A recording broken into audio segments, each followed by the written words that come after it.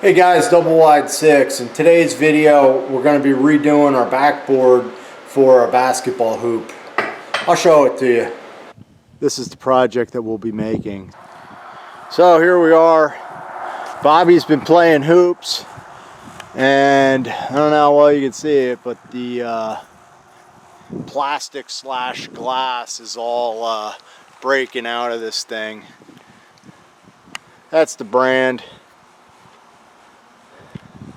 I sent them an email with a picture of it, and they told me that their lifetime products are guaranteed for a year. Sort of ironic. But anyhow, we're going to go through and try and fix this. I did try and glue a piece of plastic on there because there was a hole in the middle, but it just continues to crack.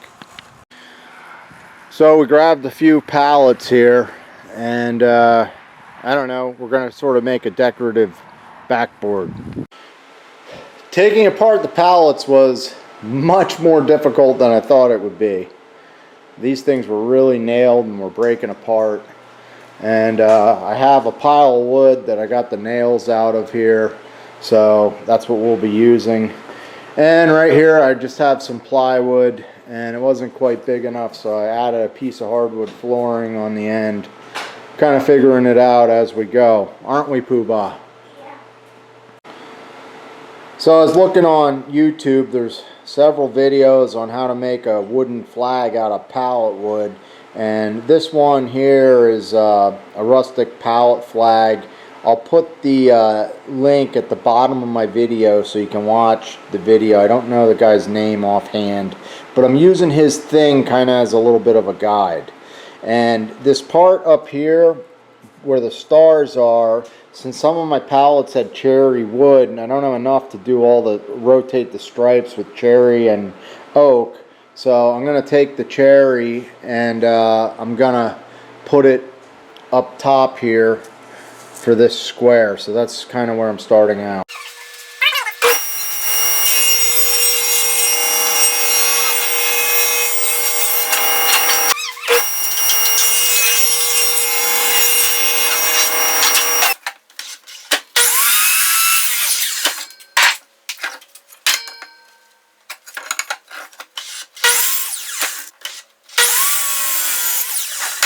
Alright guys, here's what I have. Wasn't sure exactly how big I wanted to make this thing, but I have it 42 inches wide by 27 up and down, and I figured out where I wanted the stars in the upper left and how big I wanted it. I saw a lot of variation, but I made mine 18 inches by about 14 3/4. So 18 that way, 14 3/4 this way. And I had some cherry wood, so it's a little bit darker than this stuff, so I'm going to use the cherry up here, and then I'll spray the stars later or stamp them on there or something. So that's the cherry wood, and the reason I did that instead of running slats all the way down is because I really had trouble getting apart these pallets and the wood was breaking. So by doing that there like that, I didn't need such long pieces. So now I cut the bottom slats. I didn't stain them yet. This one's a little darker, but every other one's going to get darker stain, and there's 6 full slats that bring me down to the bottom of the board, and now I'm just going to fill in the top. So this is what it looks like. The next step is to do some staining, so I want to try and stain these today so it'll dry overnight. And then I'm probably going to use like liquid nails and my nail gun and tack this bad boy down, and then I'm going to put a frame around it, just because I'm worried about water getting in it. And so we'll put a frame around it, and then I'll clear coat it with like urethane or something.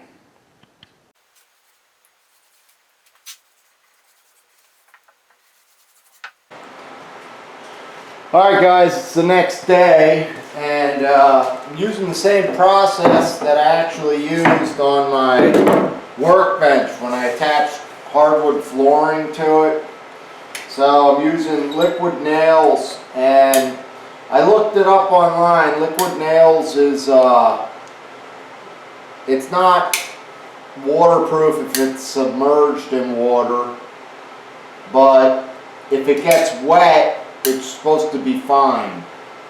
So I think it should be pretty good. I'm also tacking this thing down with some brads, and I'm shooting a 16 gauge brad, 1 inch, and the wood's 1/2 inch thick. So the first step is getting the liquid nails on here, and then we'll lay this thing out.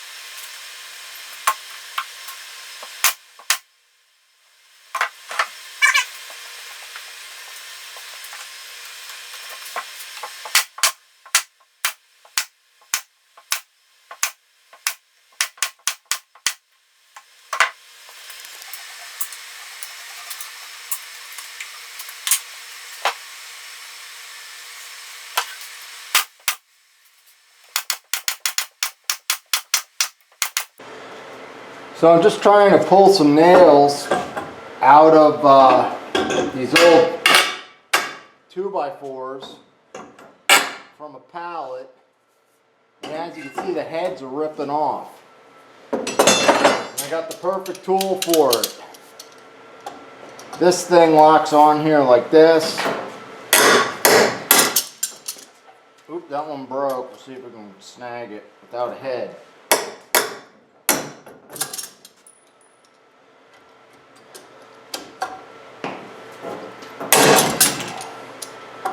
Because there's really no way, and I got to cut this stuff down on my table saw, and I don't want to cut through the nails.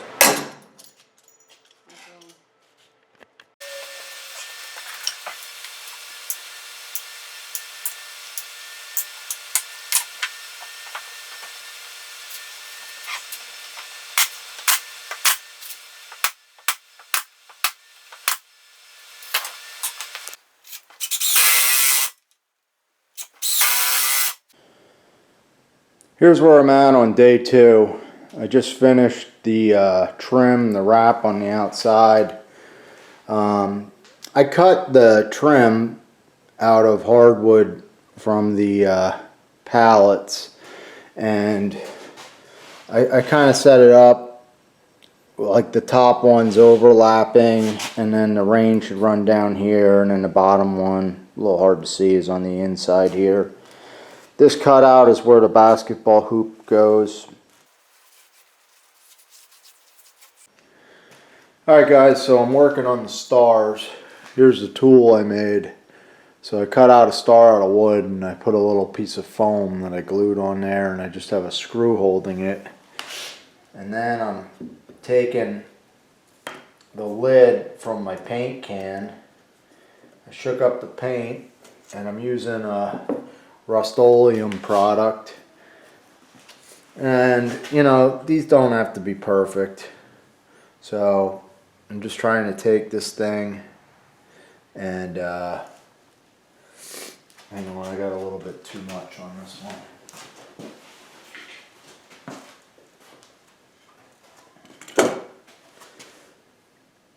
Alright, just go to where you want it and stamp it down. I'm just kind of taking my time and doing the best that I can.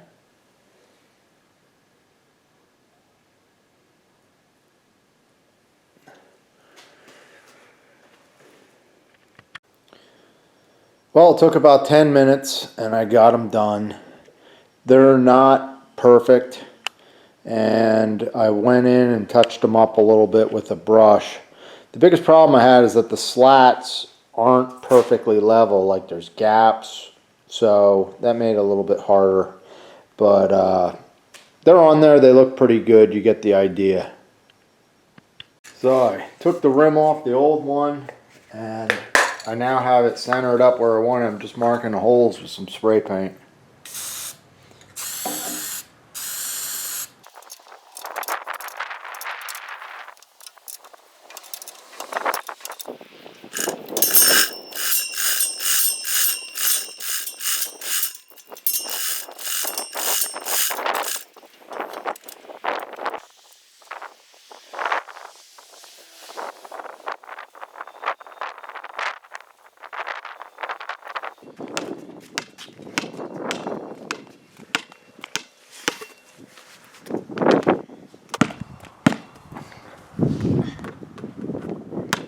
Nice shot.